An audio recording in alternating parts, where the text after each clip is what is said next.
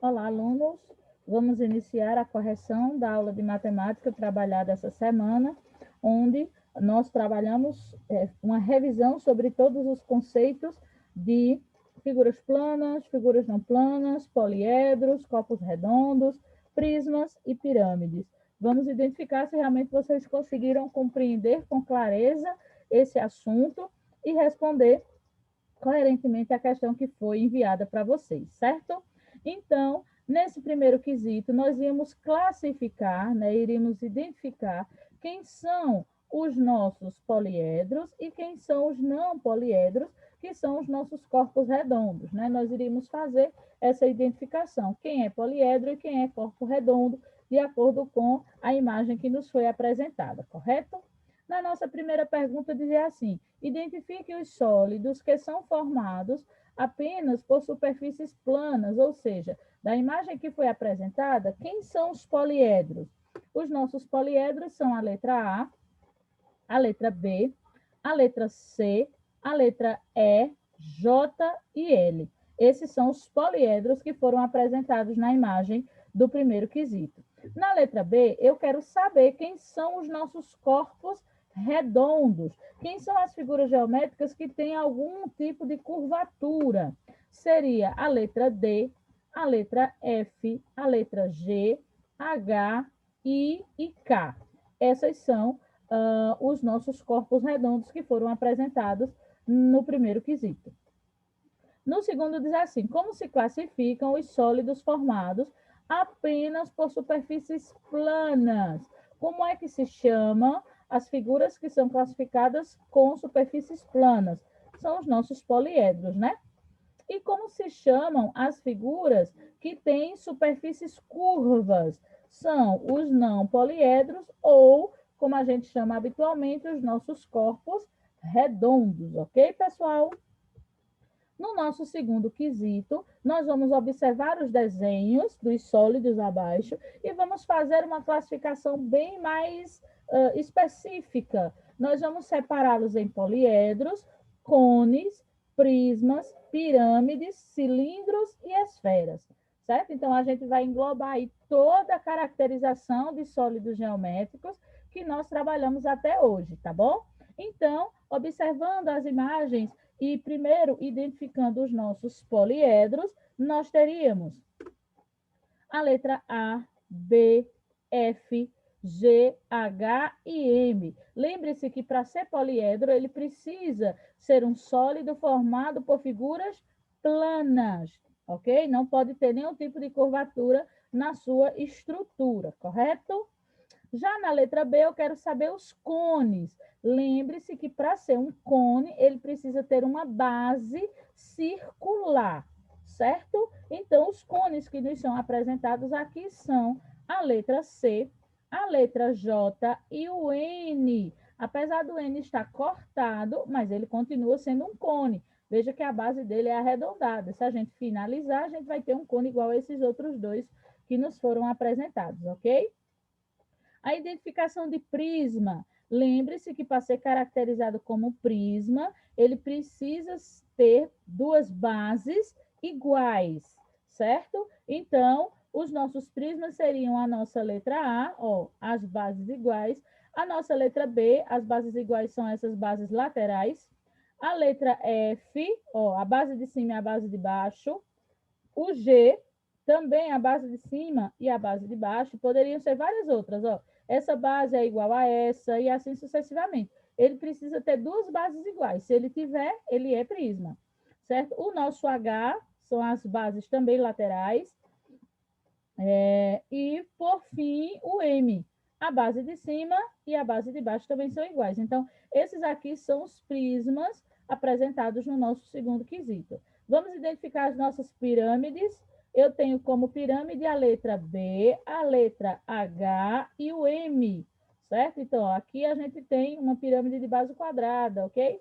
Então, eu tenho aqui 3 pirâmides. Onde é que estão os nossos cilindros? Cilindro é letra D, letra E e letra I. Esses são os nossos 3 cilindros apresentados na imagem. E as nossas esferas são o K e o L. né? O L aqui a gente tem a metade de uma esfera, mas nem por isso ele deixa de ser uma esfera, da mesma forma que o nosso cone também não deixa de ser um cone, pelo fato dele estar cortado, ele está seccionado. Bonita essa palavra, né? Essa palavra significa corte. O corte de uma figura geométrica chama-se secção. Vamos para o terceiro? No terceiro, nós vamos identificar, né, as informações sobre as figuras. Então, eu tenho um cone, um paralelepípedo, uma pirâmide de base triangular de 3 arestas na base, uma pirâmide de base quadrada com 4 arestas na base, certo? E aí a gente vai identificar quantos vértices essas figuras têm, quantas faces e quantas arestas, ok? Então vamos começar. A gente já sabe que vértices são as quinas, né, da figura. Então, quantas quinas tem nesse cubo? Então, eu tenho 1, 2, 3, 4, 5, 6, 7, 8. São 8 vértices nessa figura. Quantas faces nós temos? Ó, a face de cima e a de baixo. 2, 3, 4, 5 e 6. São 6 faces que ela tem. E a quantidade de arestas? 1, 2, 3, 4, 5, 6, 7, 8, 9, são 12. Aqui, eu já fiquei areada aqui com isso. Mas eu vou contar de novo agora. 1, 2, 3, 4, 5, 6, 7, 8, 9, 10, 11, 12. Acertei agora. O nosso paralelepípedo. O nosso paralelepípedo é uma figura idêntica ao nosso cubo. O que é que ele tem de diferente? O tamanho das arestas, não é nem a quantidade, é o tamanho das arestas. Então, o nosso paralelepípedo, ele também vai ter 8 vértices, 6 faces e 12 arestas. Eles são figuras basicamente iguais. O que vai diferenciar é o tamanho, ó.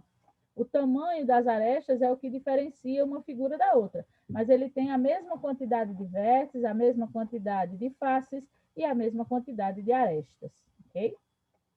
Quando eu me refiro a uma pirâmide triangular com 3 arestas na minha base, eu vou ter, obviamente, 3 vértices aqui, né? 1, 2, 3, e o vértice principal. Então, são 4 vértices para essa figura. Os 3 vértices da base e o vértice central lá de cima, que une a nossa pirâmide. Quantas faces ela vai ter? A mesma quantidade de vértices, ó. São 3 faces para compor, né, a pirâmide, e a face da base. Então, são 4 faces também. A quantidade de vértices e faces de uma pirâmide são iguais.